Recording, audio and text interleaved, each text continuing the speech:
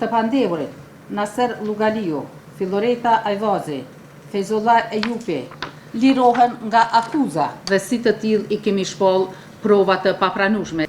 Gjykata themelore në Prishtinë, pas mbajtjes së shqyrtimit gjyqësor dhe publik me datë 13/5/2025 në emër të popullit, publikisht mori dhe shpalli sot me datë 16/5/2025 këtë aktgjykim. Të pandehurit Naser Lugaliu, Filoreta Ajvazi, Fezullah Ejupi,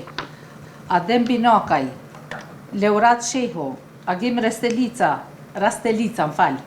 Flamur Lekaj, Shaban Zuka, Eduard Brahimaj,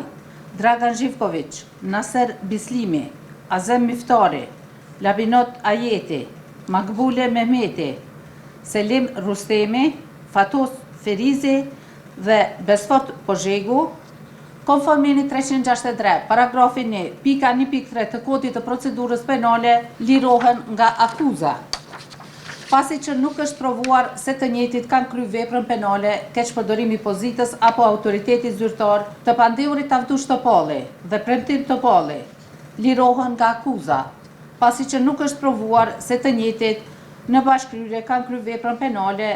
pranim i rishfetit në sektorin privat e pandehura Flora Ferizi, lirohet nga akuza pasi që nuk është provuar se njëjta në bashkëkryer ka kryer veprën penale, mos lajmërimi veprave penale, raste të posaçme të falsifikimit të dokumenteve nga neni 391 të pandehurit Avdush Topalli dhe Premtim Topalli, lirohen nga akuza pasi që nuk është provuar se të njëjtit në bashkëkryer kanë kryer veprën penale, raste të posaçme të falsifikimit të dokumenteve të pandehurit Naim Thaçi dhe Syl Beta, lirohen nga akuza pasi që nuk është provuar se të njëjtit në bashkëkryer kanë kryer veprën penale, keq përdorimi pozitës apo autoritetit zyrtar, si dhe veprën penale, zbulimi fshehtësisë zyrtare i pandehuri Ekrem Latifi, lirohet nga akuza pasi që nuk është provuar se i njëjti ka kryer veprën penale, dhënie e rishfetit i pandehurit Dritmir Islami, lirohet nga akuza pasi që nuk është provuar se i njëjti ka kryer veprën penale, pranimi i rishfetit në sektorin privat i pandehurit Murat Murtez Rama,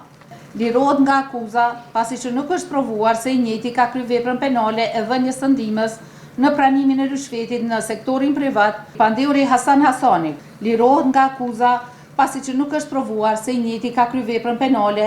dhënie e rishfetit në sektorin privat i pandehuri Milazim Demolli, lirohet nga akuza pasi që nuk është provuar se i njëjti ka kryer veprën penale, pranimi i rishfetit në sektorin privat dhe veprës penale dhënies së rishfetit e pandehur Alendita Hoxha, lirohet nga akuza pasi që nuk është provuar se i njëjta ka kryer veprën penale, dhënie e rishfetit i pandehur Enver Fazliu, lirohet nga akuza pasi që nuk është provuar se i njëjti ka kryer veprën penale, pranimi i rishfetit në sektorin privat. Gjykata ka marrë aktvendim me cilën i ka revokuar vendimin e gjykatës gjyqtare procedurës paraprake të kësaj gjykate për shpalljen dëshmitare bashkëpunuese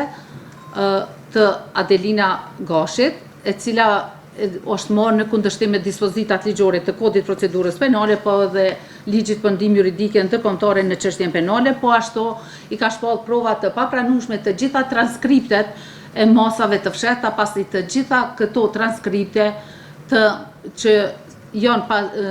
masat fshehta që janë zbatuar lidhur me këtë çështje janë marrë pa aktvendim për fillim të hetimeve, ku të pandehurve ndaj të cilëve janë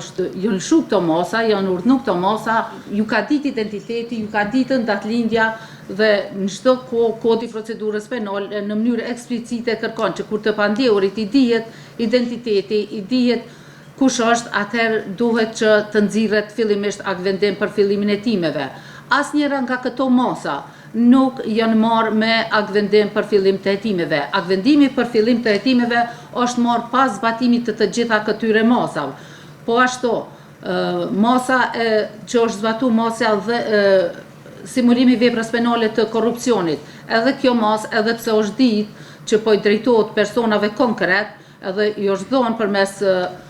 zyrtarit policor të infiltruar në te, ajo masë është zhvillu pa aktvendim për fillim të hetimeve. Dhe këtë ligje ndalon në mënyrë eksplicite dhe si të tillë i kemi shpall prova të papranueshme. Dini që e gjithë kjo aktakuzë është ngritur mbi bazën e përgjimeve që janë bo me masa të fshehta. nëse vetëm e shikqoni aktakuzën, të gjithë të pandehurit që janë përfshi në to, nuk din veprimet inkriminuese të tyre në aktakuzën e prokurorisë, ku është kërkuar në mënyrë eksplicite që të bëhet anulimi i testeve për patent shofer për kandidatet që është theksuar në pikën 4 të propozimit të aktakuzës, aty pra është ku prokuroria ka propozuar, është faqja 12 e aktakuzës, është pika 4 të esaj, mos me numru të gjithë këta persona që i ka përmend prokuroria, po në munges të provuarit të veprës penale, atë gjykata nuk ka mund që të bëj edhe anulimin e testeve për këta kandidat.